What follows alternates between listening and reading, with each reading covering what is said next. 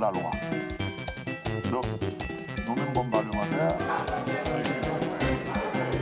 place unité aérienne dont la vocation sera de fournir la... Presque tous les quartiers et communes de la capitale sont en proie à une délinquance juvénile utilisant la violence comme seul moyen de survie et également comme une forme d'expression. Il y a également les enfants des rues qui constituent le vivier permanent permettant de grossir les rangs de cette base.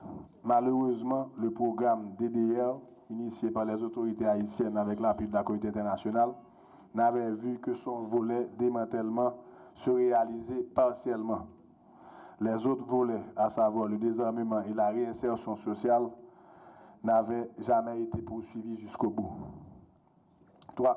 Point numéro 2, manifestation de l'insécurité. En dehors des manifestations, il y a par ailleurs les cas d'assassinat, de kidnapping, cambriolage et le trafic de drogue.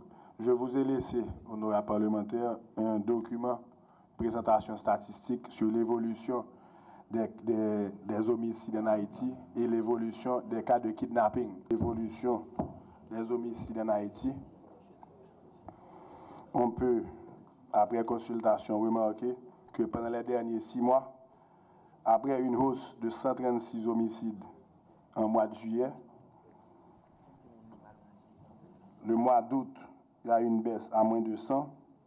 Le mois de septembre, une baisse à 81. Le mois d'octobre, une baisse à 69. Et le mois de novembre, qui se termine, a été le mois où Haïti a enregistré le moins d'homicides des derniers 6 mois, ou de la dernière année, le mois de novembre. En évaluant le kidnapping, les cas de kidnapping, nous allons voir les derniers 6 mois.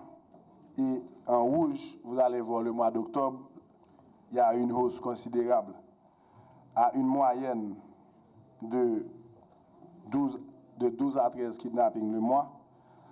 Le mois d'octobre, il y a eu 25 kidnappings. Il y a eu aussi une arrestation d'un gang majeur, qui était le gang de Clifford Brandt. Et le mois de novembre, on a vu une baisse, une chute considérable des cas enregistrés de kidnapping à environ 7 kidnappings pour le mois. Donc ceci représente encore une fois, sur les statistiques de 2010 à 2012, l'un des mois où il y a eu le moins de kidnapping pendant les dernières 2 années.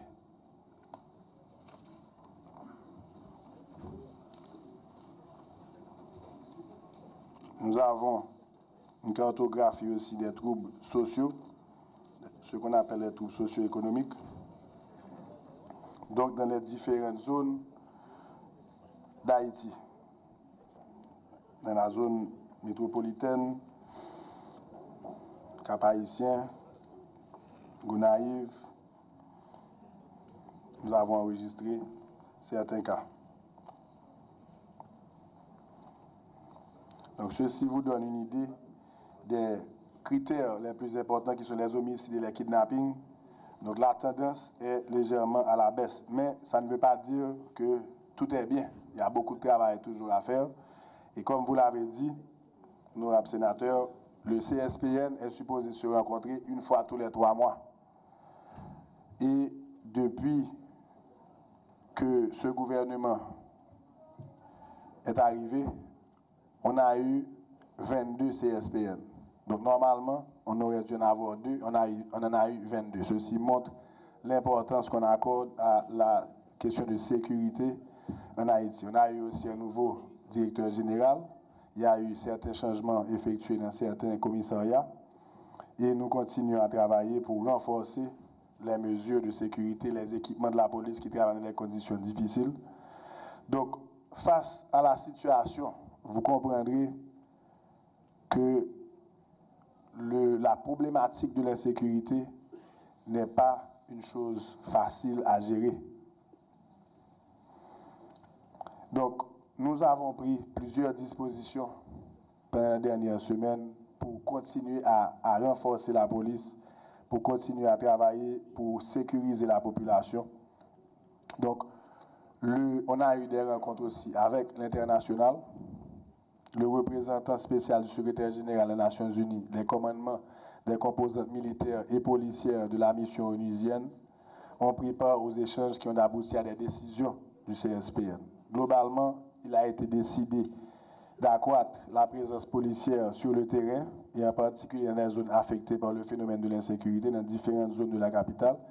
La réactivation de la cellule de coordination conjointe police nationale d'Haïti pour des échanges d'informations qui permettent de planifier ensuite des opérations conjointes. 3 mois depuis le Sénat et ratifié choix. Et moi-même, je voulais nous comme garantie. Pendant 3 mois, ça, je n'ai jamais eu autorité qui m'a l'autre ça pour me faire. Ça pour me pas faire. Changement pour me faire, changement pour me pas faire. Et si il y a un monde, si il y a un commissaire ou bien un directeur départemental qui accepte pour prendre l'ordre, pour ce pas l'ordre que lié, et commencer par toute structure direction centrale. Donc ça c'est lui-même qui accepte de faire illégalement parce que c'est moi qui chef la police là. Toutefois, il y a de perception et moi-même tout le monde connaît l'aime installé des CPJ et qui ça me dit et qui combat m'a mené au niveau de près de DCPJ dans toute opération qu'a faite là, on pas obligé de faire bruit. Et je connais perception qui gagne, il faut me dire le tout.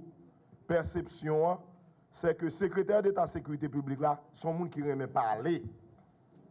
Et il travaille toujours avec nous dans la question renseignement pour que lui ait information etc. dans le cadre dossier et les dossiers le courant les bagages fait. Donc là que moi-même opération faite ou bien résultat fait, je ne pas parler, je porte-parole. Je porte-parole et je ne pas parler sur le dossier d'investigation. Là c'est de gros dossiers qu'a traité. Moi m'étonne dans une série de bagages là, mais moi-même en tant que chef de police, moi j'ai troupe en bas, c'est dans même yo prend l'ordre. Et je ne peux pas installer un directeur départemental pour ces gens qui prennent moi. Tout commencer sous DCPJ qui est important dans la police là. C'est moi-même qui fais choix et c'est moi-même qui fais choix tout inspecteur général moi nommé tout au état-major. C'est moi-même qui viens informer et conseil supérieur pour ça qui vient avec tout choix que me fait, me dit mes choix que me fait et toujours approuvé. Premier ministre toujours correct dans tout ça m'a fait. Beaucoup de gens font choix pour dire ni pas bon. Et à tous les niveaux et moi prends soin.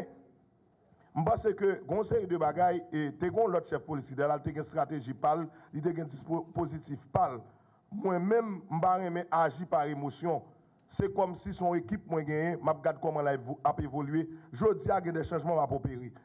Autant que m'a identifié faiblesse dans certains points, m'a changé.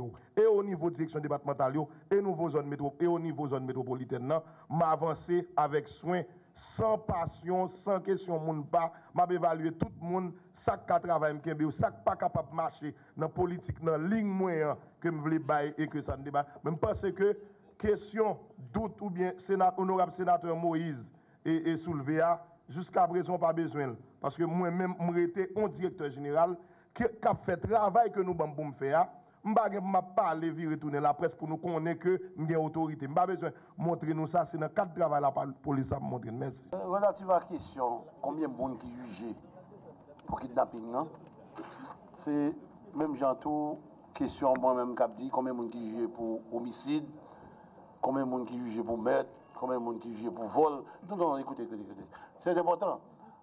Ça dit que tout délit, il y a même valeur moins. Tout crime, il y a même valeur moins. C'est-à-dire que je ne fais pas un traitement particulier pour me dire, focus pour me dire, mais 10 personnes qui jouent pour kidnapping.